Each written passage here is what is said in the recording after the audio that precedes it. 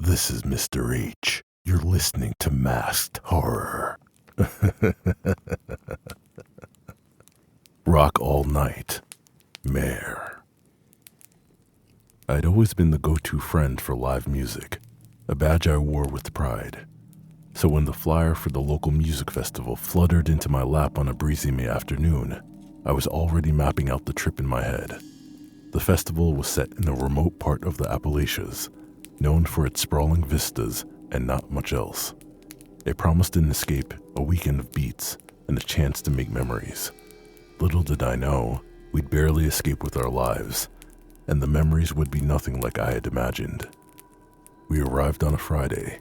The air was thick with anticipation and the musky scent of the woods. The setup was impressive. Stages nestled among towering pines, lights strung up like stars across the sky, and the constant, pulsating heartbeat of bass. Thousands of people from all walks of life, united by the rhythm and the promise of an unforgettable weekend. The first night passed in a blur of neon and noise. By the second day, though, things started to feel off. The crowd seemed edgier, the glances sharper. I brushed it off as collective hangovers until I met Mia, a girl with haunted eyes who clung to her phone like a lifeline. She told me her friend had gone missing the night before, vanished without a trace after heading to a late-night set. I wanted to believe it was just a mix-up, a wrong turn in the woods maybe. But then another festival goer disappeared, and another. Whispered rumors turned into outright panic. People were seeing things in the woods, they said. Figures that didn't move like people. By the time the sun set on the second day, the festival was in chaos. The music had become a backdrop to something darker. Groups huddled together, too scared to venture out alone. I tried to keep my group close, but in the swell of a terrified crowd, we got separated. I found myself alone, heart pounding in my ears, as the forest seemed to close in around me. I stumbled into a clearing and saw something that will haunt me forever. A circle of people, not moving, not dancing, just standing, staring blankly into the darkness. As I watched, one of them walked straight into the woods, like a puppet being pulled by unseen strings. I wanted to scream, to run, but my feet wouldn't move. Then the lights went out. In the pitch black, the screams began. Not just human screams, but something else. Something that sounded like the screech of metal on metal. When the lights flickered back, I wished they hadn't. Bodies lay scattered across the clearing, twisted and broken, eyes wide open in terror. The few of us who could ran. The police found us at dawn, huddled on the main road, miles from the festival site. They never found half the people who went missing that night. Officially, the cause was a mass hallucination caused by a batch of bad drugs.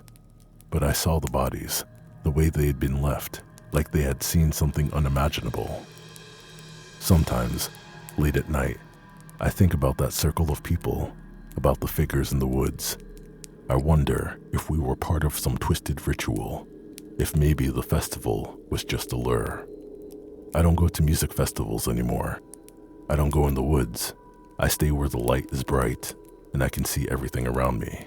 Because whatever is out there, it's waiting, just beyond where the light ends, and it's hungry.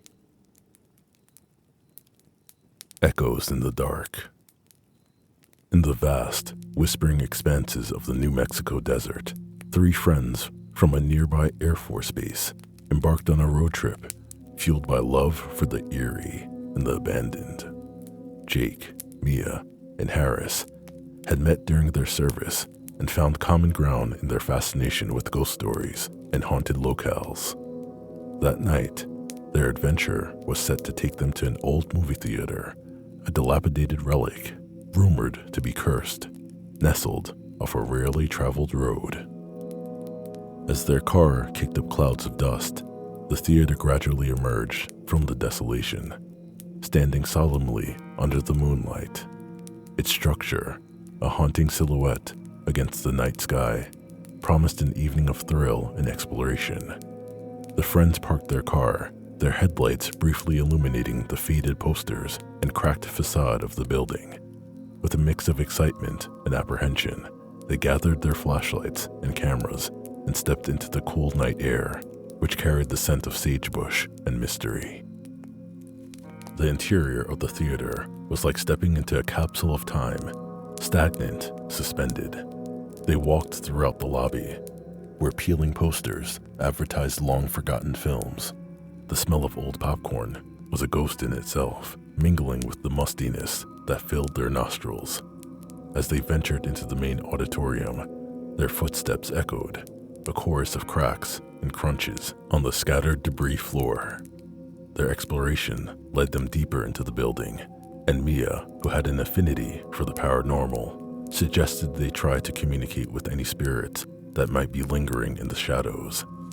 Setting up their equipment on the dusty stage, they began an EVP session, asking questions into the stillness. The only replies were the creaks and groans of the aging structure, until a faint, whimpering sound caught their attention. Harris pointed his flashlight towards the back of the theater, where the projection room loomed.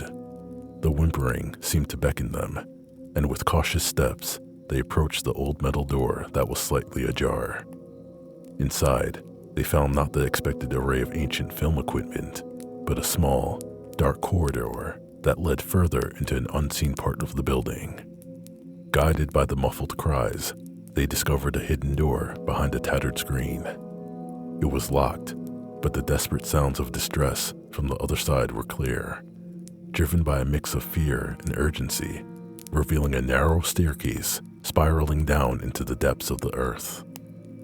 With each step downward, the air grew colder and the cries louder. At the staircase's end, a dimly lit room unfolded before them. In the center, a figure was indeed tied to a chair, his features distorted by fear and the dim, flickering light of an overhead bulb. His eyes, wide and pleading, met theirs, and they hurried to his aid. As Jake removed the gag, the room plunged into darkness, a thick, suffocating blanket that halted their breaths. When the lights flickered back, Mia and Harris were gone, as if swallowed by the shadows.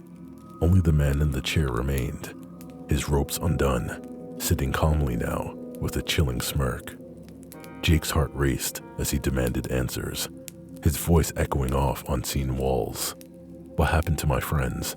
What is this place? The man stood, his presence dominating the small room.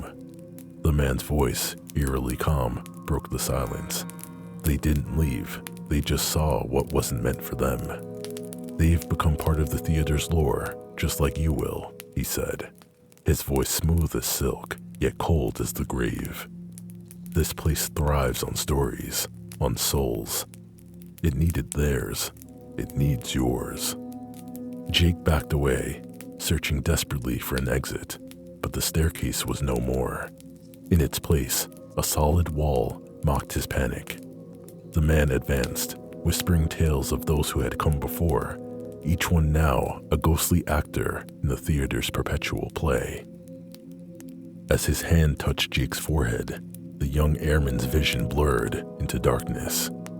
His last sight, that of the seats in the theater, now filled with silent, shadowy figures. Their eyes gleamed in the dim light, their whispers blending with the wind outside, telling the haunted tales of the old theater. Jake's screams were lost in the echoes of the theater, his story another verse in the dark, endless song of the forgotten cinema.